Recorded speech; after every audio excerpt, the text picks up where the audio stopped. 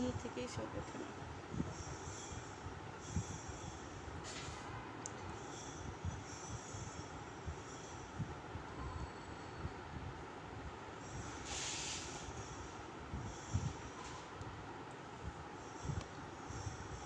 আমার সময় ক্লাস দিচ্ছে যখন কেউ থাকে না,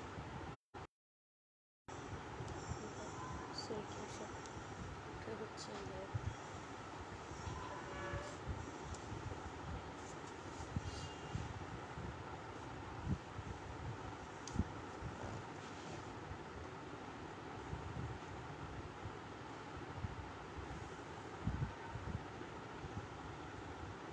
এই জহুরুল, তোমাকেই শুধু দেখতে পাই। এই 402 রোল, তোমাকে একটা অ্যাওয়ার্ড দেওয়া দরকার, কারণ আজ পর্যন্ত একটা ক্লাস নাই যে তুমি মিস করেছো। Thank you. আসসালামু আলাইকুম শিক্ষার্থীবৃন্দ, তোমরা জানো যে ঠিক 11টায় আমার ক্লাস। জহিরুল, একটু শুধু লিখো যে মানে কথা ক্লিয়ার কিনা, লিখা এবং কথা ক্লিয়ার কিনা এটা বললেই আমি এই ক্লাসটা শুরু করব।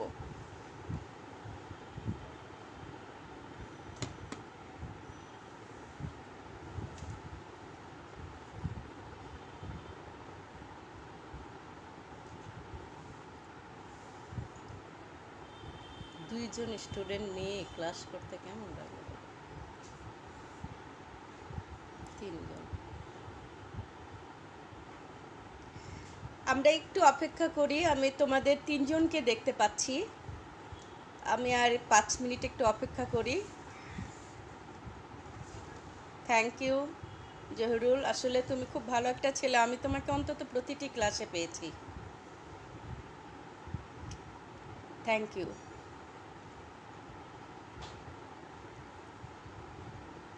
আমরা আর একটু অপেক্ষা করি। সকাল 11টা যথেষ্ট বেলা। আমার মনে হয় যে তোমাদের জন্য, যারা ফার্স্ট ইয়ার, তাদের জন্য এই ক্লাসগুলো খুবই জরুরি ছিল, কারণ যারা পরীক্ষার্থী তাদেরকে আমরা ভালোভাবে শেষ করেছি, মডেল টেস্ট শেষ করেছি, তারা পরীক্ষার্থী ছিল আর মাত্র কদিন পরে পরীক্ষা ছিল, তাদের জন্য সব শেষ। হ্যাঁ ইতি, ওয়ালাইকুম আসসালাম, ভালো আছো নিশ্চয়ই। তো বেশি বেশি করে যদি ফার্স্ট ইয়ারকে এখানে পেতাম, তাহলে যেটা হতো যে তাদের এই সাবজেক্টটা শেষ হয়ে যেত। আমি কিন্তু প্রায় শেষের পথে, আমরা পুরো বইটাই কিন্তু একটু একটু করে পড়েছি, এবং দেখা যায় যে এই যে চ্যাপ্টারটা আমি পড়াচ্ছি, চ্যাপ্টারটা ছিল ইমিউনিটি সিস্টেমের ওপর, প্রতিরক্ষা চ্যাপ্টার। এই চ্যাপ্টারটা অনেক সময় দুদিনে শেষ করি আমরা ক্লাসে, কারণ ক্লাসে যখন পড়াই তখন যথেষ্ট বোর্ডের সাথে কাজ করা হয়, আমরা অনেক দ্রুত আরেকটু পড়াতে পারি। কিন্তু অনলাইনে যেটা আমরা করেছি, আমি এটা অন্তত 5টা ক্লাস নিচ্ছি আজকে দিয়ে, মনে হয় আজকে শেষ করব। আমরা একটু ধীরে ধীরে আস্তে আস্তে সব কিছু খুঁটে খুঁটে, একদম সম্ভব আমরা চাইলেই বইটা কাছে রেখে খুঁটে খুঁটে, আমি তো 2-3টা বই কাছে রাখছি, আমি নেটে দেখছি, খুঁটে খুঁটে তোমাদেরকে পড়ানোর চেষ্টা করছি। তাহলে যেটা হয়েছে যে হ্যাঁ বেশি সময় নিয়েছি, তারপরেও দেখা যাচ্ছে যে আমরা আস্তে আস্তে এগুলো শেষ করছি। তো তোমরা এখানে থাকো না যখন, তখন সেই ইন্টারেস্টটা একটু কমে যায়, অন্তত আমার, যে আমি ক্লাসে যেহেতু আমাদের অনেক স্টুডেন্ট, তোমরা 80 জন এর মধ্যে দেখা যায় যে 70-75 জন এক একটা ক্লাসে প্রেজেন্ট থাকো, কোনো কোনো ক্লাসে 80 জনও প্রেজেন্ট থাকো। আমরা যখন 8টা শাখায় ক্লাস নিই, প্রত্যেকটা শাখায় কতজন স্টুডেন্ট।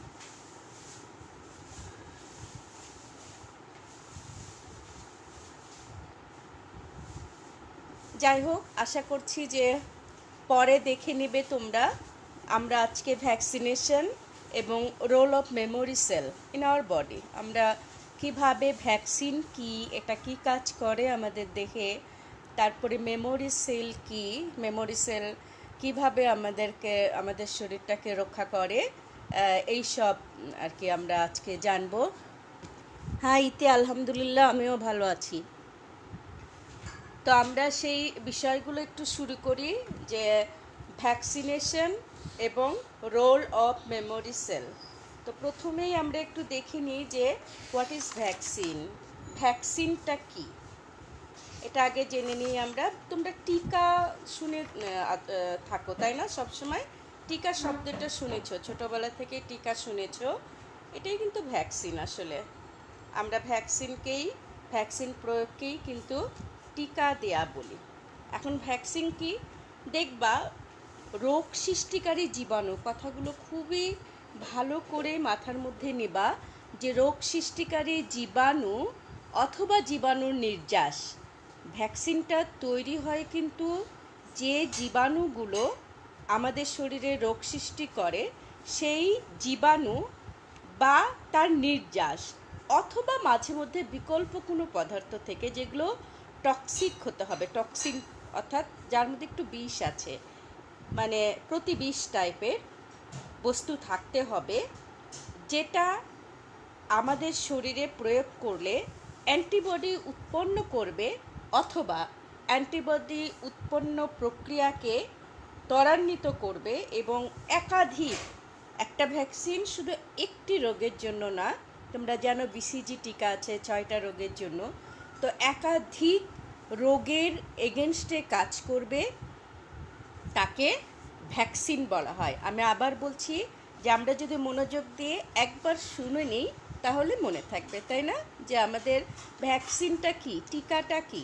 টিকাটা হচ্ছে, ভ্যাকসিনটা হচ্ছে জীবাণু অথবা জীবাণুর নির্যাস থেকে তৈরি অথবা বিকল্প কোনো বস্তু থেকে তৈরি যার মধ্যে টক্সিন উপাদান আছে, সেটা থেকে তৈরি এমন কোনো বস্তু যা শরীরে প্রয়োগ করলে আমাদের অ্যান্টিবডি তৈরি হবে, যে অ্যান্টিবডিটা একাধিক রোগের বিরুদ্ধে লড়াই করবে, একাধিক রোগের জীবাণুর বিরুদ্ধে লড়াই করবে, তাকে ভ্যাকসিন বলা হয়। আশা করি তোমরা বুঝতে পেরেছো যে এখন থেকে আমরা অন্তত যদি এটা নাও পড়ি তবুও আমরা জানি যে ভ্যাকসিনটা কি। আর আমি তোমাদের শিখিয়েছি দুটো শব্দ, যে অ্যান্টিজেন এবং অ্যান্টিবডি। অ্যান্টিজেন মানেই চিন্তা করবা জীবাণু, যেটা আমাদের শরীরেই আছে। তো শরীরে তো আমরা জীবাণু বলি না, বলি এটাকে প্রতিবিষ। অর্থাৎ অ্যান্টিবডি, একটা মেডিসিন আমরা কী জন্য খাবো, ওই ডিজিজ না থাকলে তো সেই মেডিসিন খাবো না।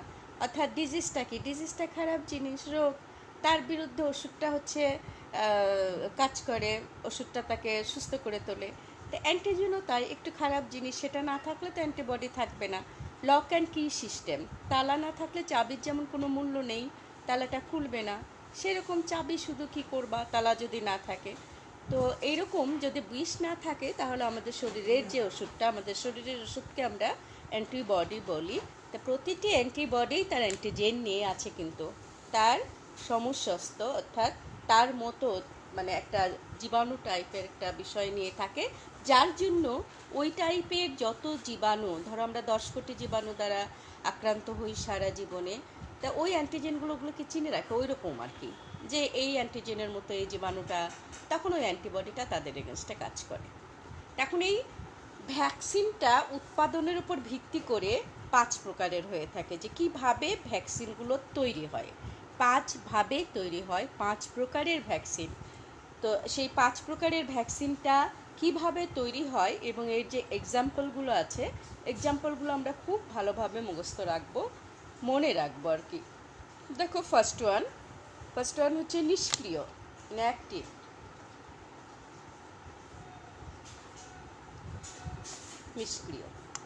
নিষ্ক্রিয়টা কি, যে কোনো না কোনোভাবে তুমি জীবাণুকে রাসায়নিক, তাপ, বিকিরণ বা অ্যান্টিবায়োটিক প্রয়োগ করে জীবাণুটাকে নিষ্ক্রিয় করে দিলে। তুমি জীবাণু কালেক্ট করলে এই ভ্যাকসিনটা তৈরি করার সময় সেই জীবাণুকে তুমি নিষ্ক্রিয় করে দিবা, ইনঅ্যাক্টিভ করে দিবা যে কোনোভাবে। কীভাবে সেটা, যে রাসায়নিক কোনো একটা কিছু প্রয়োগ করলে, তাপ দিলে, বিকিরণ দিলে বা অ্যান্টিবায়োটিক প্রয়োগ করলে, করে সেই জীবাণুটাকে নিষ্ক্রিয় করে দিলে, দিয়ে তুমি ভ্যাকসিনটা উৎপন্ন করলে। সঙ্গে সঙ্গে এখানে মনে রাখো যে এখানে কোন কোন ভ্যাকসিন তৈরি হয়। ইনফ্লুয়েঞ্জা, তোমরা জানো সারা বিশ্বব্যাপী ইনফ্লুয়েঞ্জাতে কিন্তু বেশি মানুষ মারা যায়। ইনফ্লুয়েঞ্জা ভাইরাস, তোমার ভাইরাস দ্বারা হয়। তারপরে কলেরা কিন্তু ব্যাকটেরিয়া দ্বারা হয়। Cholera, polio, hepatitis A, rabies জানো তোমরা কুকুর কামড়ালে হয়, কুকুর যদি কামড় দেয় তাহলে হবে। প্রভৃতি ভ্যাকসিন, অর্থাৎ আমরা এই সবগুলো কিন্তু নলেজের জন্য মনে রাখবো, অবজেক্টিভ কোশ্চেনের জন্য মনে রাখবো যে নিষ্ক্রিয় ভ্যাকসিন হচ্ছে influenza, cholera, polio, hepatitis A, rabies, এই সমস্ত ভ্যাকসিন জীবাণুকে নিষ্ক্রিয় করে উৎপন্ন করা হয়। এবার শক্তি হ্রাস, অর্থাৎ তার অ্যাক্টিভিটিটা কমায় দিয়ে, শক্তিটাকে হ্রাস করে দিয়ে, কমায় দিয়ে, অর্থাৎ কালচার করা ক্ষতিকর বৈশিষ্ট্য নিষ্ক্রিয় করে দেয়া। অর্থাৎ তুমি জীবাণুটা নিলা, নিয়ে কালচার করলে, করে ওর যে ক্ষতিকর বৈশিষ্ট্যগুলো আছে সেগুলো আইডেন্টিফাই করে সেগুলো নিষ্ক্রিয় করে দিলে, ইনঅ্যাক্টিভ করে দিলে, সেগুলোরও তোমার শক্তিগুলোকে কমিয়ে দিলে, দিয়ে তুমি উৎপন্ন করলে। একটা করলাম যে আমরা জীবাণুটাকেই নিষ্ক্রিয় করে দিলাম, আর একটা করলাম, এটা করলাম যে শক্তিকে কমায় দিলাম, যে ওকে পুরোপুরি নিষ্ক্রিয় করলাম না, ওর যে খারাপ গুণগুলো আছে সেগুলোকে একটু নিষ্ক্রিয় করলাম। সেখান থেকে যেটা তৈরি হয় দেখো, মিজলস। মিজলস কি জানো? হাম বাচ্চাদের বেশি হয়, সারা গায়ে র্যাশ বেরোয়। আর এখানে আমি আরেকটা কথা মনে রাখি, যে আমাদের ভবিষ্যতের জন্য মনে রাখি, আমরা যারা নারীরা মা হই, এই প্রেগনেন্সি পিরিয়ডে যদি মিজল হয় তাহলে কিন্তু ডিফর্ম বেবি হওয়ার সম্ভাবনা থাকে, অর্থাৎ বাচ্চাটা কিন্তু তোমার বিকলাঙ্গ হওয়ার সম্ভাবনা থাকে। এই জন্য যখন মায়েরা প্রেগনেন্ট হয় বা তোমাদের আত্মীয় স্বজনরা প্রেগনেন্ট হলে যদি কোনো কারণে দেখো হাম হয়েছে, তাহলে খুবই সতর্ক থাকতে হবে। অনেক সময় ডাক্তাররা যদি অ্যাবর্শন করার পসিবিলিটিস থাকে, যদি মায়ের কোনো ক্ষতি না হয়, তাহলে অনেক সময় অ্যাবর্শনও করে দেয়। আর বেশি প্রেগনেন্সি পিরিয়ডটা যদি বেশি হয়ে যায় তাহলে সেক্ষেত্রে সেটা করার সম্ভাবনা থাকে না। তো ফার্স্ট স্টেজ, প্রথম ইনস্টার বলা হয়, প্রথম 3 মান্থে যদি তোমার হাম হয় মায়ের, তাহলে বাচ্চা বিকলাঙ্গ হওয়ার সম্ভাবনা থাকে। তাহলে এটা মিজেলস।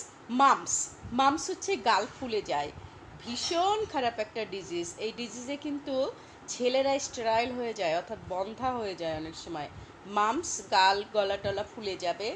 চিকেন পক্স, আল্লাহ পাক আমাদের এই পক্স থেকে রক্ষা করুক। বসন্ত, তোমরা জানো পানি বসন্ত, চিকেন পক্স।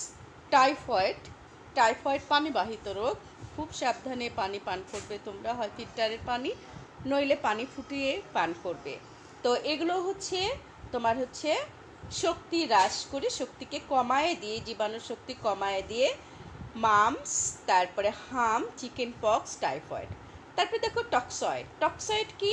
জীবাণুর নিষ্ক্রিয় বিষাক্ত পদার্থ থেকে। এবার জীবাণুর নিষ্ক্রিয়, পুরা জীবাণুটা দিয়ে না, জীবাণুকে কিছু তার খারাপ অংশ নিষ্ক্রিয় করে না, এবার নিষ্ক্রিয় জিনিসটা দিয়েই বানালো। কি? টিটেনাস, ধনুষ্টঙ্কার। Must be careful. টিটেনাস কিন্তু বাচ্চা জন্মের পরপরই মায়ের অনেক সময় হয়। টিটেনাস রোগে মানুষ বেশি সময় দেয় না, মারা যায়। টিটেনাস রোগে তোমার শক্ত হয়ে যায়, হাত পা সব কিছু শক্ত হয়ে যায় এই টিটেনাসে, ধনুষ্টঙ্কারে। ডিপথেরিয়া, যারা বিড়াল পালো তারা মাস্ট বি কেয়ারফুল। ডিপথেরিয়া কিন্তু বিড়ালে থাকে, বিড়ালে এই জীবাণু বাহক হচ্ছে বিড়াল নিয়ে যারা খেলা করো তারা কেয়ারফুল থাকবে, ডিপথেরিয়া হয়।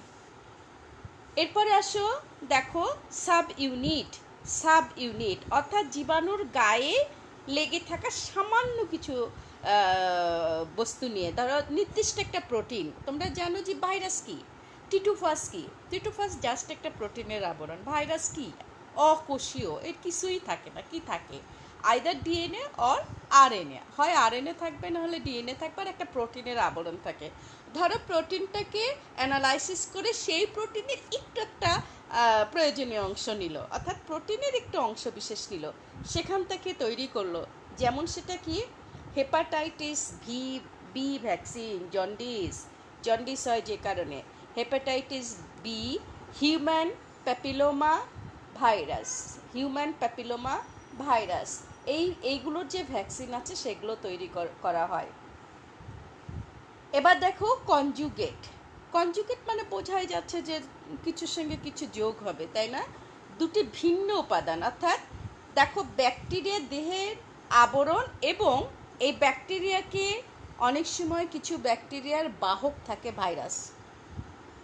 বা অন্য কিছু, সেটার প্রোটিন। তাহলে ব্যাকটেরিয়া প্লাস সেই বাহক প্রোটিন, এই দুটো মিলে যেটা করা হয়, যেমন হিমোফাইলাস ইনফ্লুয়েঞ্জা টাইপ বি।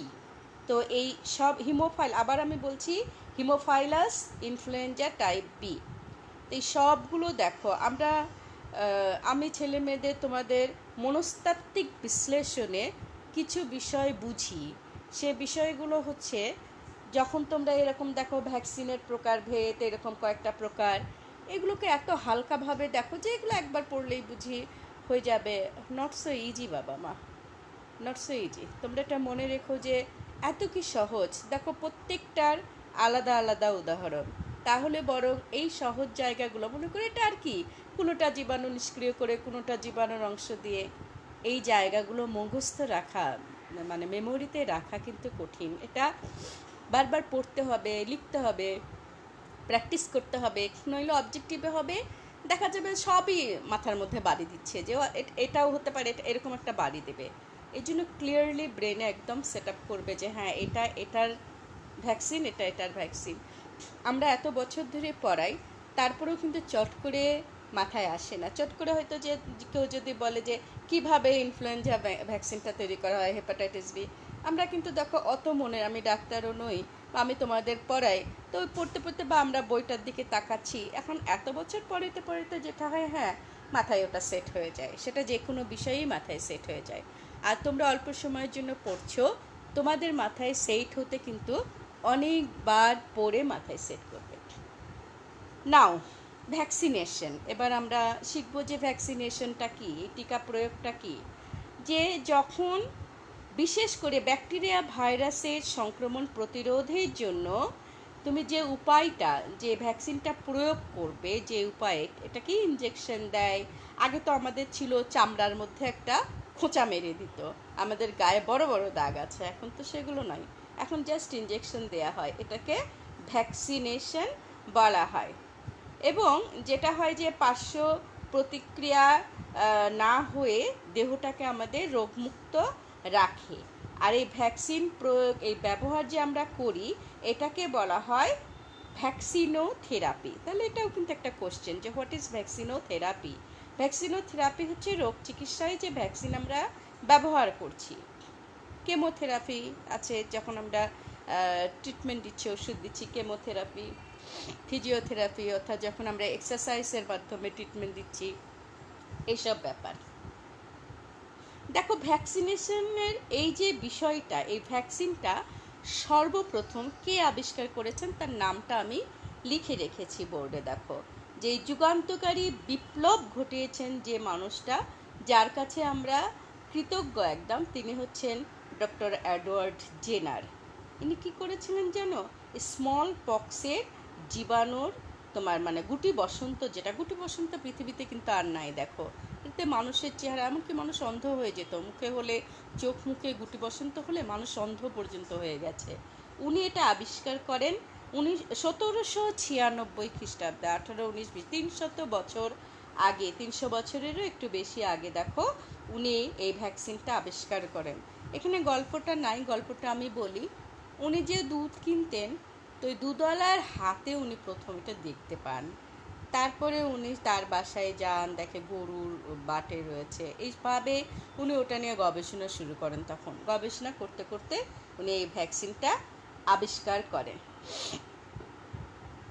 এবং তখন তার এই আবিষ্কারের মধ্য দিয়েই কিন্তু ভ্যাকসিন বিপ্লব ঘটে এবং মানুষের একটা দীর্ঘ জীবন, মানুষের হায়াত কিন্তু এত বেশি ছিল না, মানুষ খুব বাচ্চাদের মৃত্যুহার অনেক বেশি ছিল, কারণ এই ভ্যাকসিন প্রয়োগটা ছিল না। কি রোগে মারা যেত মানুষ জানতেও পারতো না, বাচ্চারা পুটপুট করে সব মরে যেত। তো এখন এই ভ্যাকসিনেশনের ফলে জীবন কিন্তু দীর্ঘায়িত হয়েছে। আর কিভাবে এরা কাজ করে দেখো,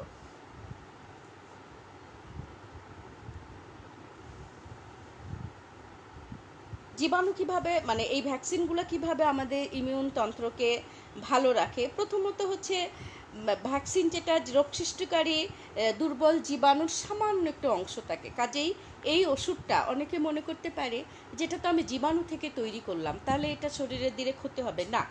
এটা ক্ষতি হবে না, কারণ খুবই সামান্য অংশ থেকে তৈরি হয়। এটাতে একেবারেই জীবাণু থাকে না, কারণ ওটা আরও অনেক প্রসেসের মধ্যে দিয়ে ভ্যাকসিনটা তৈরি হয়। আর যখন ভ্যাকসিনটা আমাদের দেহে আমরা দিই, কি করে? যেটা করে, ও অ্যান্টিবডি সৃষ্টি করে।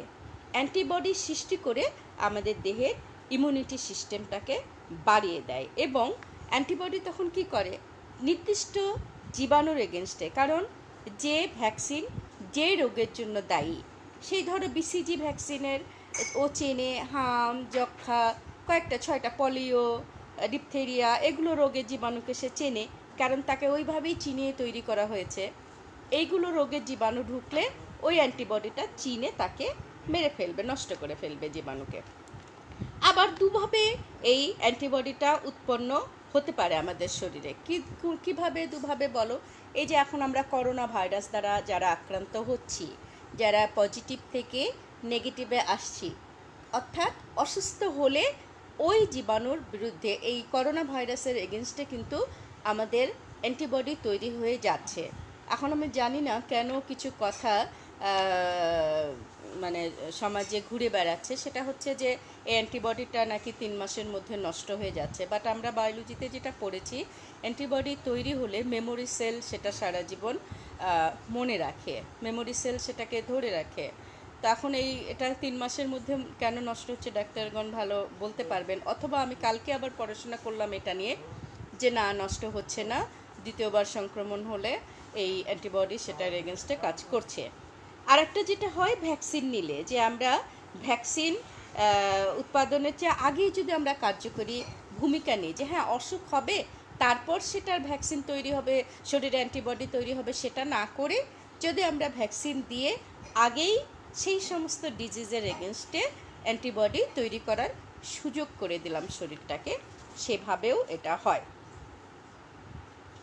আর যেটা হয়, ভ্যাকসিন গ্রহণ করলে সেটা আজীবন শরীরে সরে যায়, যেটা থেকে যায়, যেটা আমি এতক্ষণ বলছিলাম, যে আমাদের শরীরে ওই যে বি লিম্ফোসাইট আমরা পড়েছি, সেই বি লিম্ফোসাইটের কিছু দল আর কি মেমোরি সেল হিসাবে যে কোনো জীবাণুর স্মৃতিটা ধরে রাখে মাথায়, এবং সারা জীবন ধরে রাখে।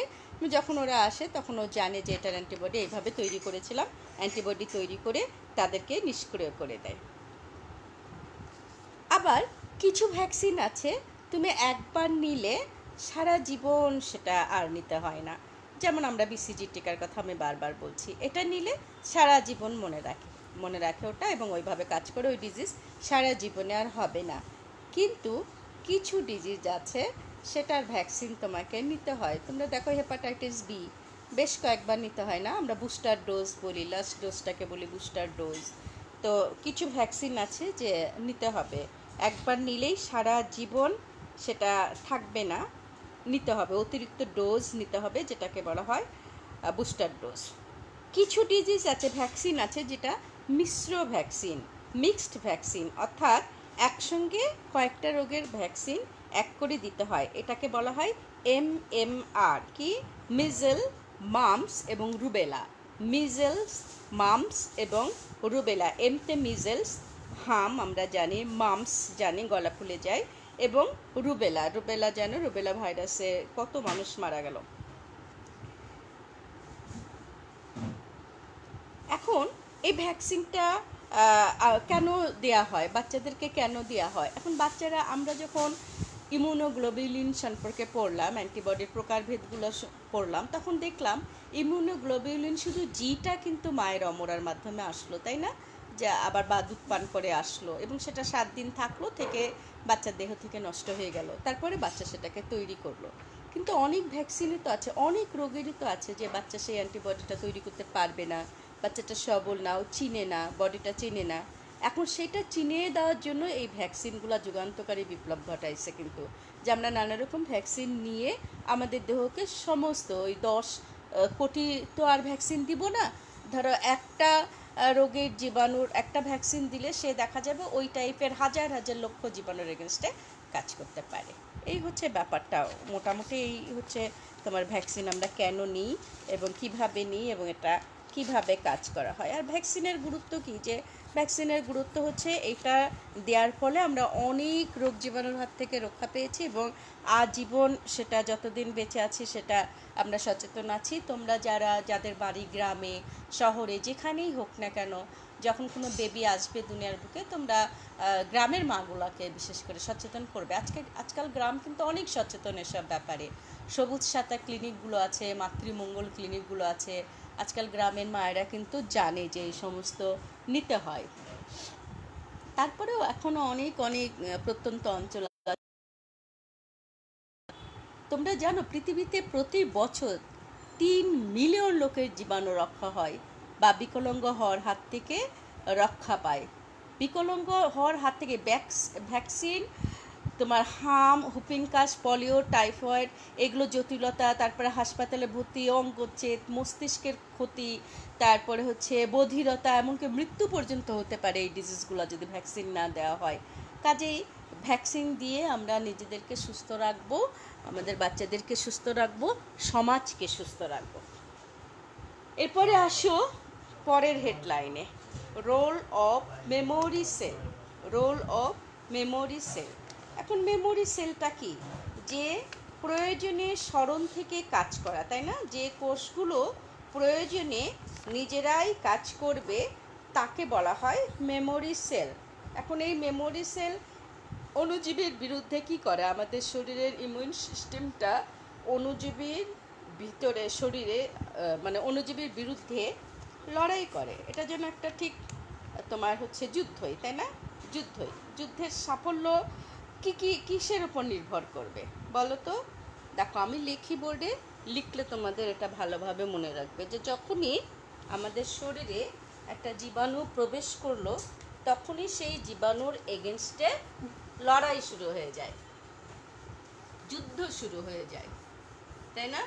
তোমরা মোবাইলে গেম খেলো না, ফাইটিং গেম, গুলি করে করে শত্রুকে মারছো।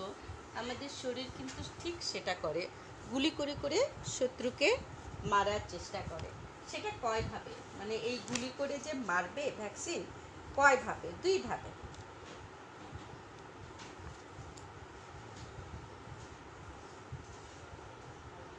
এক নাম্বার দেখো, আমি একটু লিখি মনে থাকবে, অনুপ্রবেশকারী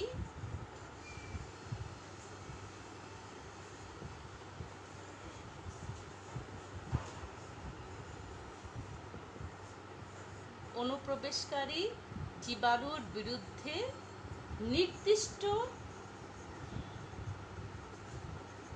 প্রতিরক্ষা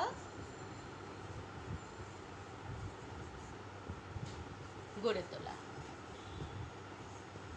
যে জীবাণুটা প্রবেশ করেছে তার এগেনস্টে নির্দিষ্ট প্রতিরক্ষা গড়ে তোলা। সেটা আমরা কি বলেছিলাম একটু মনে করে দেখো। অ্যান্টিবডি তৈরি করবে, ফ্যাগোসাইটিক প্রক্রিয়া ঘটাবে, নানা রকম ঘটে যে এই জীবাণুটাকে এই নির্দিষ্ট প্রক্রিয়ায় আমি শেষ করতে পারবো, সেই প্রক্রিয়াটা সে প্রদান করবে। আর 2 নাম্বার কি? 2 নাম্বার হচ্ছে এই অনুপ্রবেশকারীকে মনে রাখবে, মনে রেখে দেবে, তাই না? মনে রেখে দেবে যে আচ্ছা এটা কি প্রবেশ করেছিল, কিছু কোষ সেটা মনে রেখে দেবে এবং সে ধরনের তোমার সারা জীবন মনে রেখে তাদেরকে নষ্ট করার জন্য গুরুত্বপূর্ণ ভূমিকা পালন করবে। সেটাকেই বলা হয় মেমোরি সেল। অর্থাৎ যে সেলগুলো অনুপ্রবেশকারী আমাদের শরীরে মানে জোর করে প্রবেশ করেছে আমাদের শরীরে যেভাবে আছে সেভাবে যেন না থাকতে পারে, তাকে নষ্ট করার জন্য কিছু অনুপ্রবেশকারী বিভিন্ন জীবাণু, ভাইরাস, ব্যাকটেরিয়া, আরও নানা রকম জীবাণু প্রবেশ করে, তাদের বিরুদ্ধে সরাসরি একটা নির্দিষ্ট প্রতিরক্ষা গড়ে তুলবে। আর কিছু কোষ আছে সেটাকে মনে রেখে পরবর্তীতে সেটা কাজ করে ওই জীবাণুগুলোকে নষ্ট করবে সেটা। তাহলে আমরা এই দুটো হেডলাইন মনে রাখবো যে অনুপ্রবেশকারী জীবাণুর বিরুদ্ধে নির্দিষ্ট প্রতিরক্ষা গড়ে তুলবে যখনই কোনো অনুপ্রবেশকারী আসবে, এবং মনে রেখে দেবে, কিছু সেল মনে রেখে দেবে। এবার আসো আমরা আবার দেখি সেই মনে রাখা সেলগুলোর নাম কি। আমরা এখনই সেটা শিখে রেখে আমরা আবার মনে রাখবো যে সেই সেলগুলোর নাম কি। দেখো সেই সেলগুলোর নাম আমরা অনেকবার বলেছি মেমোরি সেল দু ধরনের, একটা হচ্ছে বি লিম্ফোসাইট,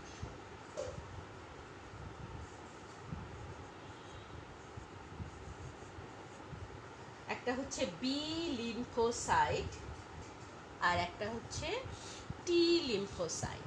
এই দুটো মেমোরি সেল কিন্তু আমাদের কাজ করে। এখন টি লিম্ফোসাইট কি করে, যে প্রতিরক্ষা ব্যবস্থাকে সক্রিয় করে জীবাণুকে সরাসরি আক্রমণ করে। প্রতিরক্ষা ব্যবস্থাকে আমি তোমাদেরকে ক্লাসে একটা ছোট ছোট গোল গোল বল দিয়ে এটাকে তোমাদেরকে চিনিয়ে দিয়েছিলাম, মানে শিখিয়েছিলাম যে টি লিম্ফোসাইট একভাবে কাজ করে, বি লিম্ফোসাইট একভাবে কাজ করে। এগুলো কি শ্বেত রক্তকণিকা, তাই না? এগুলো কি লিখলাম আমি, এগুলো হচ্ছে শ্বেত রক্তকণিকা। এটা একভাবে কাজ করে, এটা একভাবে কাজ করে। টি কিভাবে কাজ করে, যখনই যে জীবাণু পেল সরাসরি তাকে হিট করে, একদম ব্রাশ ফায়ার সরাসরি। আর বি লিম্ফোসাইট কি করবে, বি লিম্ফোসাইট করবে অ্যান্টিবডি তৈরি করবে, জীবাণুকে নিষ্ক্রিয় করে দিবে অথবা ধ্বংস করবে। এ একটু ধীরে সুস্থে কাজ করে। ও যেটা করবে অ্যান্টিবডি তৈরি করবে, তারপরে জীবাণুকে একটু নিষ্ক্রিয় করে দিবে, তারপরে ধ্বংস করে দিবে। আর এই দুই ধরনের কোষ কোথায় তৈরি হয় আমি আগেও বলেছি, এরা স্টেম সেলে তৈরি হয়। স্টেম সেল রয়েছে, আমি যেটা তোমাদের ক্লাসে বলেছিলাম, সারা বিশ্বে গবেষণা চলছে স্টেম সেল তৈরি করা। স্টেম সেল তৈরি করে দেহে দিতে পারলে কি হবে, তখন আমাদের এগুলো বেশি বেশি করে উৎপন্ন হবে। সেই স্টেম সেলে তৈরি হয় এগুলো, এবং লসিকা বাহিকার মধ্য দিয়ে এরা, লসিকা যে পর্ব আছে, লিম্ফ নোডগুলো আছে, সেই লিম্ফ নোড, প্লিহা, আমাদের স্প্লিন, তারপর হার্টের কাছাকাছি এসে রক্ত সংবহনতন্ত্রে পৌঁছে সেই জায়গাগুলোতে এগুলো পরিণত রূপ লাভ করে। আমরা জানি, আমরা এটা শিখেছি যে তোমার অস্থিমজ্জার স্টেম সেলগুলোতে এগুলো তৈরি হয়ে পরিবাহিত হয়ে 5 গুণ বড় হবে। এবং এই বি লিম্ফোসাইট, টি লিম্ফোসাইট, এখনই দেখো, মনে করে দেখো এরা কি নামে তৈরি হয়েছিল, মনোসাইট নামে তৈরি হয়েছিল। তারপরে এরা রক্ত দ্বারা বাহিকা হয়ে, লসিকা বাহিকা হয়ে যখন অভিযাত্রী হবে 10-12 ঘন্টা পরে, এরা তখন 5 গুণ বড় হয়েছিল। তখন নাম কি হয়েছিল, ম্যাক্রোফাস, তারপরে নিউট্রোফিল, তাই না? পরবর্তীতে আমরা এগুলোকে বি সেল, টি সেল হিসাবে পেলাম। তো এই সবগুলো কিন্তু রিলেটেড, একটার সঙ্গে আর একটা রিলেটেড। আর প্রধান ভূমিকা কি মেমোরি সেলের?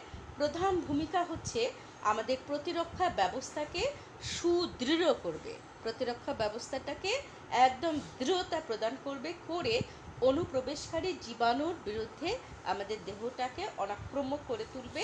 আর এটাকে কি বলে, অর্জিত প্রতিরক্ষা বলে, তাই না? অর্জিত প্রতিরক্ষা বলে।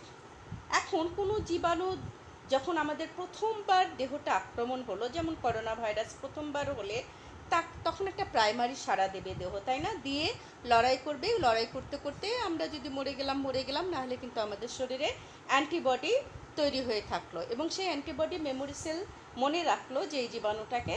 পরবর্তীতে যে সাড়া দেয় সেগুলো তোমার হচ্ছে সেকেন্ডারি সাড়া বলে, তাই না? পরবর্তীতে হচ্ছে সেকেন্ডারি রেসপন্স করবে।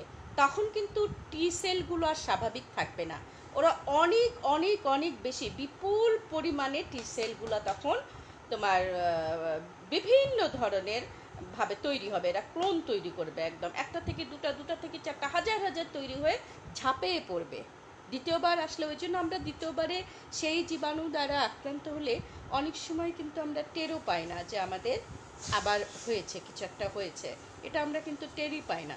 কারণ আমাদের ওই মেমোরি সেলগুলো তখন অনেকগুলো ক্লোন হয়, অনেক অনেক অনেক অনেক সৃষ্টি করবে, করার পরে কিন্তু তারা ওই জীবাণুর বিরুদ্ধে ঝাঁপিয়ে পড়ে সেটাকে মেরে ফেলবে। আর অন্যদিকে বি স্মৃতিকোষ যেটা, সেটা দীর্ঘদিন রক্তে রয়ে যাবে, অতন্ত্র প্রহরী হিসাবে থাকবে, এবং তারা অ্যান্টিবডি ক্ষরণ করবে না, বরং দ্বিতীয়বার অ্যান্টিবডি ক্ষরণকারী বিপুল সংখ্যক কোষকে সৃষ্টি করে সেই ব্যবস্থাকে সক্রিয়ভাবে ভূমিকা রাখবে। তাহলে মনে রাখবা যে টি লিম্ফোসাইট কী করছে এবং বি লিম্ফোসাইট কী করছে, এই বিষয়গুলো মনে রাখবা। হ্যাঁ, তো এটা কিন্তু আজকে আমাদের লাস্ট ক্লাস ছিল তোমার প্রতিরক্ষা চ্যাপ্টারের।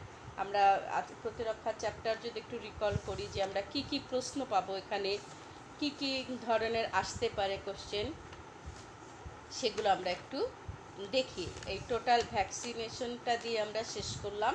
আমরা একটু চলে যাই যে এই পুরো চ্যাপ্টারটাতে আসলে আমাদের কি কি ছিল। দেখো পুরো চ্যাপ্টারটা একটু মনে করো, প্রথমেই ছিল যে প্রতিরক্ষা কি এবং আমাদের প্রতিরক্ষা স্তরগুলো কি কি, তাই না?